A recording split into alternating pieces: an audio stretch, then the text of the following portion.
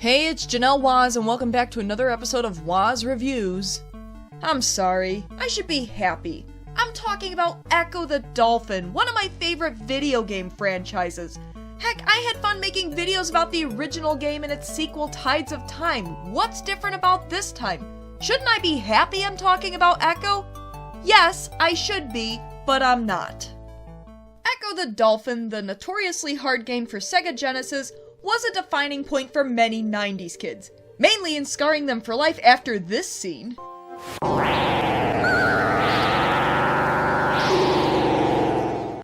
What looked like any old dolphin game turned into an eerie adventure that featured the dangers of the sea, time travel, and aliens.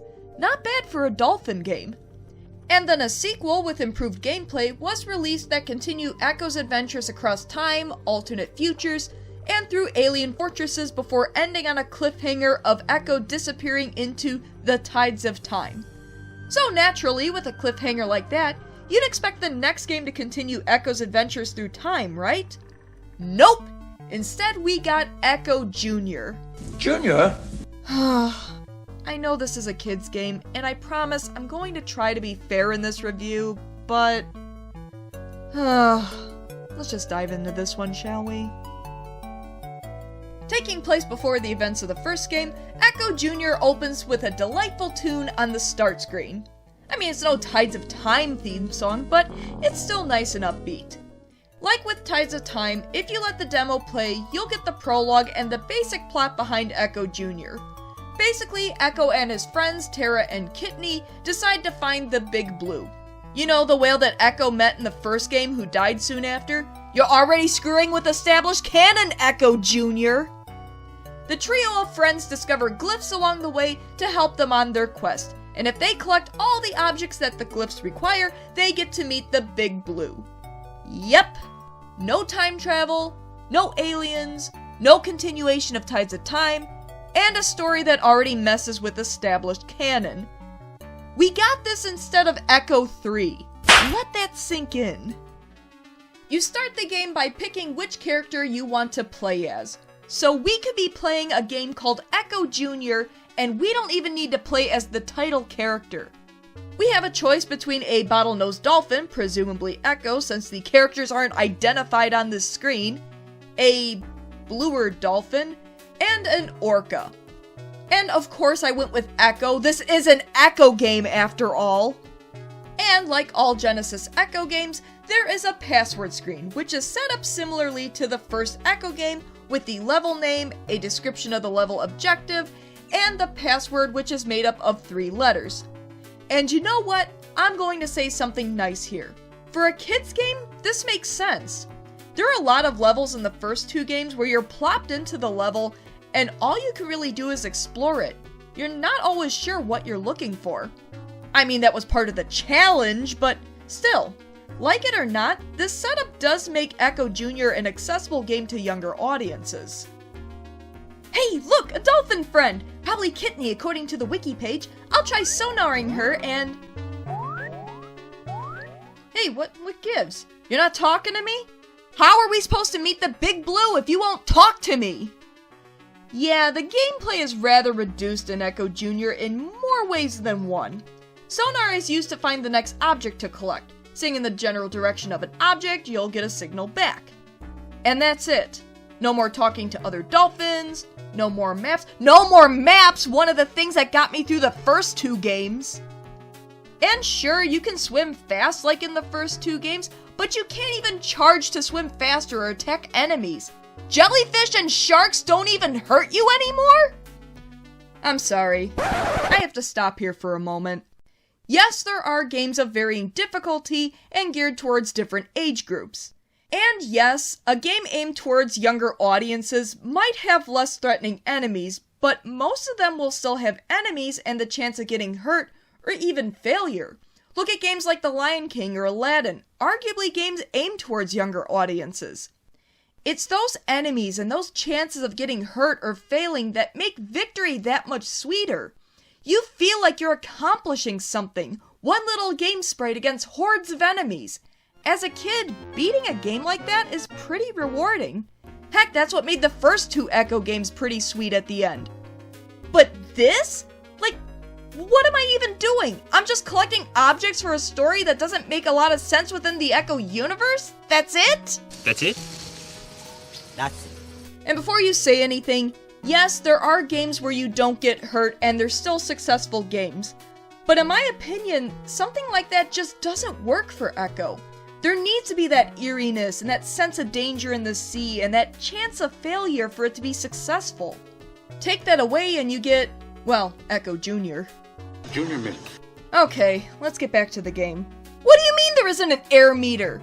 So we're just teaching kids that dolphins are fish and don't need to surface for air. Kids have it way too easy. No health meter, no air meter, just fetch quests.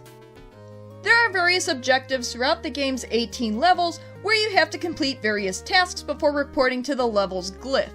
There are scavenger hunts where you have to find different objects, finding and singing at smaller glyphs to make them disappear, finding lost friends until they disappear, helping a seal find his favorite toy. Now how a seal has a ball in the middle of the ocean, I have no idea. Finding treasures and making sure jerk dolphins don't mug you. Swimming through rings. Tides of Time, this is not.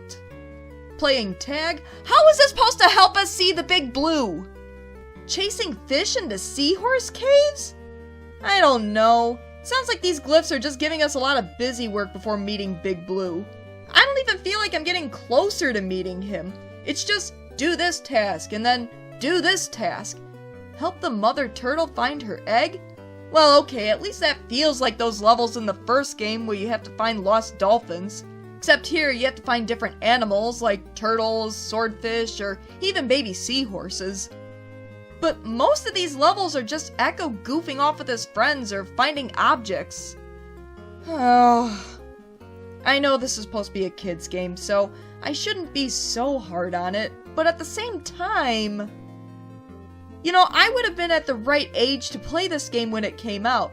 Well, okay, I was about 3 at the time. But you know what my introduction to Ecco was?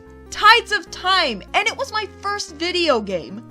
I mean, how many kids, even young kids, were introduced to Ecco through the first 2 games? Was there even a need for this game? I can maybe even forgive this game if there's an educational aspect to it, but there isn't. There are no interesting dolphin or ocean facts. It's just fetch quest after fetch quest after fetch quest. Finally, we're getting close to Big Blue. Well, it's only the last level and it's not like we would have known it from all the goofing off we've done. Now, for a game series with super hard levels like Welcome to the Machine, you'd expect the final level here to at least have a little bite to it, right? At least more than the previous levels, right? Nope, because this is Ecco Jr. Just go through this maze and find your friends like every other level where you have to find something. The Endless Sea, eh? Well, at least we know Endless Ocean isn't violating any copyright laws. Ecco and his friends find themselves among a bunch of blue whales. Admiral, there be whales here. But why isn't anything happening? What am I supposed to do? There isn't even an objective for this level. It turns out you have to swim until you find Big Blue at the surface of the water. And what does Big Blue do? Spit water out his blowhole. The glyphs you collected explode, and in true Ecco fashion, Ecco and his friends do a choreographed routine to celebrate beating the game. Which is much less impressive than the earlier games, considering there's only 2 dolphins and an orca jumping around.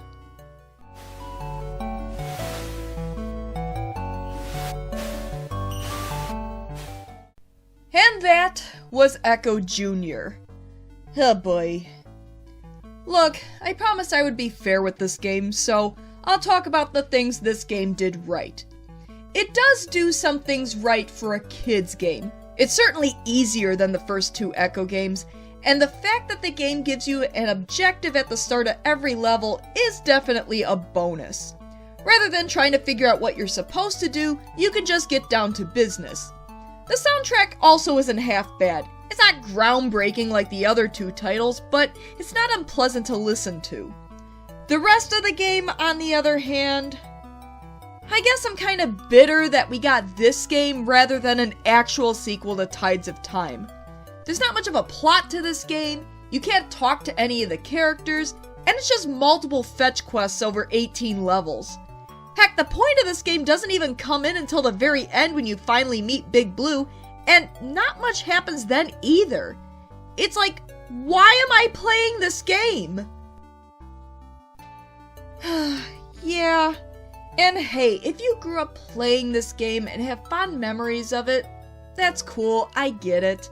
Heck, maybe if I played it when I was growing up, I wouldn't have as harsh of an opinion about it as I do now. But as a fan of the first two games, in all their difficulty, in all their weirdness, in all their innovation, this was a big letdown. Don't get me wrong, I'm so glad I bought Ecco Jr. for my Ecco collection, but this is not the Ecco game I'm looking for. Like, too many elements I expect from an Ecco game just aren't present in this game. On the plus side, it's not a long game, so I didn't lose that much time playing this game. So what do you think? Did you play Ecco Jr. growing up? Did you love it? Did you hate it? Am I being too harsh on a kid's game? And what are some of your favorite kids games growing up? Please, leave a comment below and discuss. As always, thanks for tuning in to another episode of Waz Reviews. If you like what you see, why not give my video a like and subscribe to my channel? Tell your friends! Until next time... Don't call me Junior.